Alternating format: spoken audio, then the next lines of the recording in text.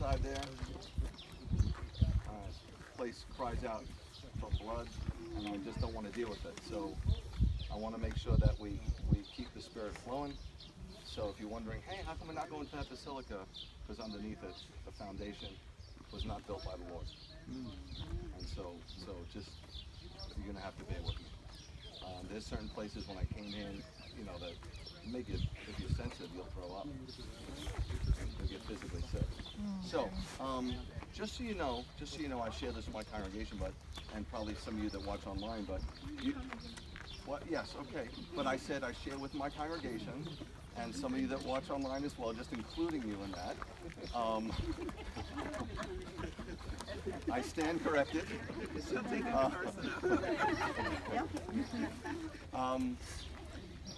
Yeshua only preached one sermon.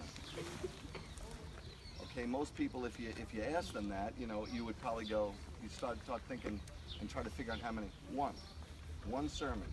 Our faith is very, very, very simple. People have, you know, made it very complex for many, many, many years. And with all the complexities, we've lost the Lord in all of it, with all the doctrine. I can be doctrinal if you want, but I choose not to be for this trip, okay? With that being said, this crosses all denominational lines, okay? Just so you know where I stand, God never created a denomination. Every single solitary denomination, including non-denominational, was created by man, okay? What God created back in the first century was Jew and Gentile, one in him. Right. There's one God, there's one faith, there's one baptism, there's one Bible, and there's one disciple. That disciple is not Baptist, that disciple is not Methodist, that disciple is not black, that disciple is not white, that disciple is not male, that disciple is not female, nor Jew or Gentile. Okay? So what I think we have to do is we have to realize that if this Savior of ours and this King of ours taught one sermon, then all we have to do is follow that sermon. So if I were you, and I'm not being dogmatic, I would spend an eternity in Matthew 5 to 7. That was his one sermon. And what he was teaching is he was not teaching how to be saved. Okay? Hopefully you've all learned that. He was teaching how to be a disciple, which we do a lousy job of in the body of Messiah. We run out and we preach the gospel and we baptize and we forget to teach them to obey the commandments of God. So there's a lack of discipleship. In Matthew 5, he's talking to his disciples, just like we are right now, talking to disciples. And the word, I wrote down a couple of notes, the word beatitudo is Latin for perfect happiness. Okay? Perfect happiness. Not just happiness.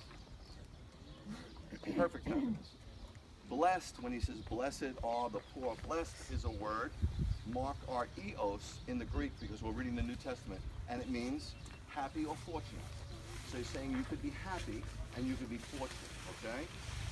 But he didn't speak in Greek, although the New Testament was written in Greek, after he left.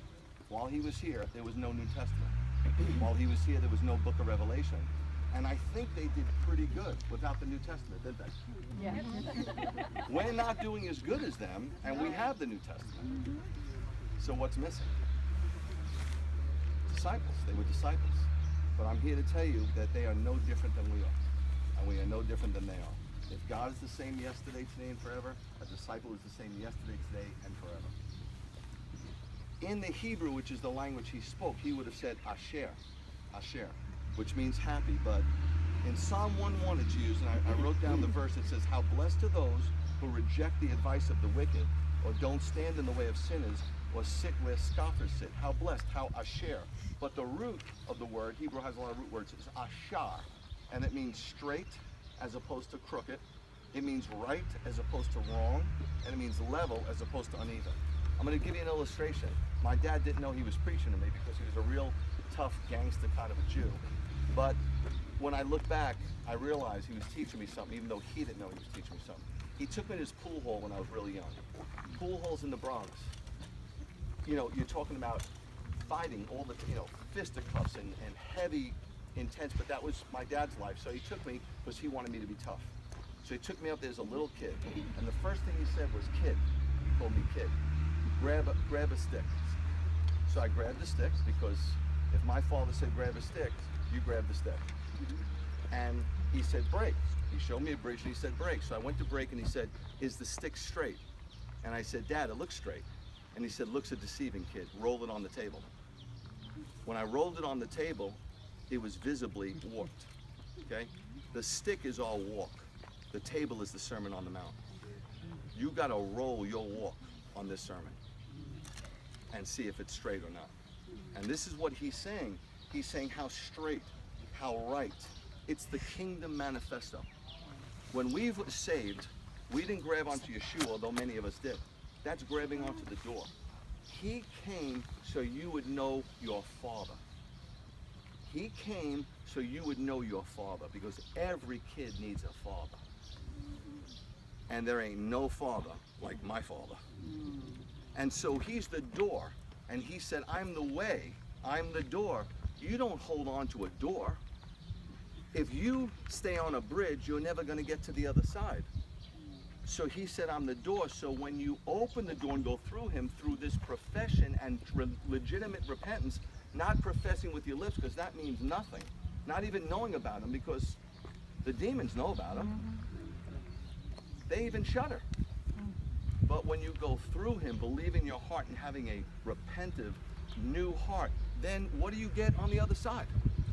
Where do you go when you go through this door? You've just been transferred from the kingdom of the world into the kingdom of heaven. And in that kingdom, there's a whole nother set of rules. The world teaches you, make your own mark. The kingdom says you've got to be desperate. You've got to be humble. And that's the first thing. It says, "How blessed are the poor in spirit, for the kingdom of heaven is theirs." And you have a right. You have a right. You have a right. I have a right to be happy. I have a right to be perfectly happy if I deliberately and consciously choose to humble myself. Now, my dad taught me, "Kid, make your mark. Make your mark. Don't you depend on nobody." Then I meet this other father and he says, "I'll make your mark. I made the mark by being marked, and you have to be desperate." I met a pastor the other day, don't want to tell you what denomination, but totally the whole denomination is replacement theological. And I don't know if you know about replacement theology, but replacement theology isn't a bad theology, it's a doctrine of demons. If your pastor preaches this, he could be a wonderful guy, he could be a great dad, but he might not realize it, but he's preaching a demonic doctrine. And I met him and I was just talking to him about penitence and brokenness and contrition, and he said to me, "Oh, in our denomination, we have that. It's called Lent. What do you call it?" I said, "My life." You don't do that for 40 days. You do that every day. And I've told my congregation, I'll tell you, the Sermon on the Mount is quintessential. That's it. You can look at Kings, you can look at Revelation, but I'm telling you, our lives should be the Sermon on the Mount. That's the sermon. And it's very scary at the end when he says to them, some have built their house on sand and some built their house on the rock. And he says, "I don't know you." And they say, but we cast out demons in your name. Yes, in his name they'll be cast out. The problem is you didn't cast out the demons in your own tabernacle. He said, "We healed in your name." What does that mean? That God's a healer? Not you. You can't heal. There is not one human being since Adam that's ever been able to answer a prayer. You realize that? He's the healer. He's the deliverer. But he says, "I don't know you because he's saying, of course I knew you, but you didn't know me. You didn't live your life according to the Sermon on the Mount." I'm not talking about perfection. I'm just talking about trying to line up your life on that pool table that I'm talking about. He's saying, "You didn't know me. You knew about me. You knew the ways of your church. You knew the ways of your ism, whatever it was. But we didn't really have connection. You accepted me because, heck, who wants to go to hell? Nobody does. The thought of that is horrific. But I'll tell you what, when Yeshua's not around, that's hell for me. But if he's in the flood and the fire and doesn't say, if you're in the flood and the fire. It says when you are. You know, we'll all go through it. So I just highly recommend, guys. I'm just saying. And I've told my congregation, I'm sure most of you are part of it, some of you are not, but you must spend time first thing in the morning with the Lord. It is invaluable, and there's no way around it. Now, I know we're busy. Lord knows I'm busy. I know some of you might be single parents, and I'm not going to put it on you. I'm not going to say you're a bad person for not, because sometimes the church teaches you, pray more, read more. No, I'm telling you, it's not about competency, it's about intimacy. And it's not about perfection, it's about connection. And it's definitely not about obligation, it's about desperation. Amen. But what I shared with my congregation, I said, 15 minutes. Now, some people might say, you know, you'll get some folks for 15 minutes. Well, you could spend 3 hours. You know, it's called retirement. You got nothing to do. But not everybody has that, and especially in this world of ours, they're constantly, you know what I mean? I mean, there was a time when I was young, you took the phone off the hook and nobody knew where you are. Now, it's not just the government doesn't know where you are. I can't hide. There's no place to hide anymore. So I said 15 minutes, and this is what I said. 5 minutes in the Word. What should you read? I don't know. Figure it out. A psalm? I don't know. It doesn't matter. The Word of God is a double-edged sword no matter what part of it you read. It will do its thing. 5 minutes in the Word, then 5 minutes in meditation, in that order. First, let the Word start hammering at your heart to get it prepared for the water, okay? Let it plant some seed, and then spend 5 minutes. What does that mean? Some people love music, so it might be that song that hits you, okay? What I choose to do is meditate. And my meditation is not talking to God or telling him my needs. My meditation is just hearing his voice, just being in his presence. And then the other 5 minutes, prayer, but not personal prayer. That's not the prayer God's looking for. He knows your needs before you ask. But if you do intercessory prayer, which is selfless prayer, he'll take care of your needs. 5 minutes, 5 minutes, 5 minutes. We can all get up 15 minutes early. I know it. Now, I wouldn't do the 15-minute early thing, because if you got to leave the house at 7, let's say, and you hit it at 6:45, you're going to be looking at your watch and you're going to be disconnected. It's not going to work. Too much pressure. And then you're going to feel like, hey, this is making me more anxious, Rabbi. I have less peace. Thanks a lot, pal. A half an hour or 45 minutes in your sleep won't change anything. I don't know what the sleep experts say, but I'm telling you, the Lord will redeem the time. And you can't get it. I know some people like to read at night.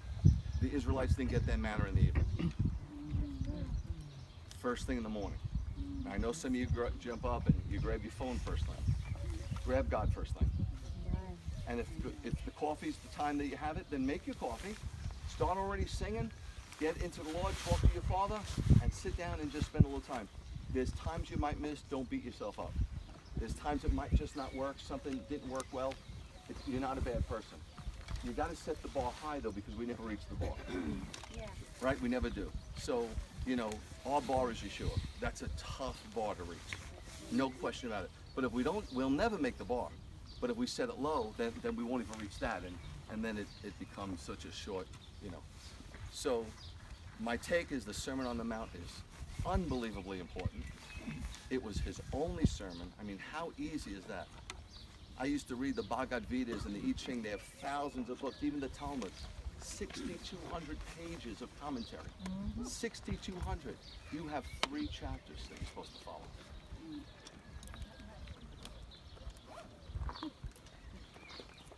And when he says the road is wide that leads to destruction, you can use it, application for evangelism, but guess what, pal? You're done messed up, because it's not application, it's interpretation. And the fact of the matter is, he's speaking to believers. And he's saying, hey kid, the road's wide. It will destroy your life. It doesn't mean you'll be unsaved, but who wants a destructive life? And I'm not talking about blessing like American church talks. I'm not talking about wealth. That's not my idea of blessing. My friends in Africa are poor. They'll always be poor. That's the way it is. But let me tell you, I sat with one of my friends one time at the volcano in Nakuru, and I looked at him. His name was Baba Moses. You know, no teeth. And I said, Baba Moses, I love you. Could I just ask you something? And you know me already. I'll ask and I'll say, if I offended you, I'm sorry, but I'm going to ask out of respect. He says, I love you, Rabbi Greg. What is it? And I said, I would love to take you out of here. I'd love to take your kids out of here, but all I could do is set up this orphanage, set up this school, and keep funneling money to you and help you out. I can't do that. I know, Rabbi Greg. I said, this is going to be maybe generational for you. He goes, I know, Rabbi Greg. I said, how do you deal with that? And he says, what would I gain, Rabbi Greg, if I got the whole world but lost my soul? You see, we read it, he gets it. So to me, wealth is always about spirituality. If the wealth comes, I've been poor, I've had nothing, and I've had whatever God sees fit, you know? But there's nothing like the wealth of hearing your Father's voice and just feeling his hand on your shoulder and saying, hey kid, I love you. I love you, kid. And when it's all said and done, at the very end, what the heck is it going to be like? When he looks at you in your eye, with that piercing eye, and says, well done. You were good and you were faithful. Let's celebrate together. So start celebrating now by getting into that sermon and let it sermonize you. Let it really change you, because it will, okay? Thank you. I don't know how we're going to figure all this out, but so far so good, right? Okay, at Capernaum, do you want to talk to them also? I'd like you to share with them a little bit, but I'd like to take them in the synagogue if it's possible. Yes, we will This do is this. where we're going to Capernaum now. No, after two sides. Actually, we have the two. Where are we going now? We'll go from here to the Tabcha, and after that, John chapter 21. Capernaum is really important because these places, like, we don't know where he spoke to the multitude, but it does not matter. The first time I ever heard somebody singing about an old rugged cross, I was like, why are you singing about a piece of wood? Let's sing about the one that was on it. So my take is, we don't know. All these sites are traditional, but Capernaum Is the real one. is historical, and the synagogue is the synagogue. So it says in the Bible, and he taught in the synagogue in Capernaum. You're going to be standing in the place he taught in. Wow. And so that's I love that spot because I can feel it. So we'll go there in a little bit. We're going to do a circuit, and then tomorrow we'll go up further north. But I want to point, can you hear me? Yeah. Okay. I want to point some location. You see the Sea of Galilee. We came from Tiberias, and you can see the city of Tiberias. And you can see the boat close to the shore. This is the dock that we left the boat in Ginosar Valley. Can you?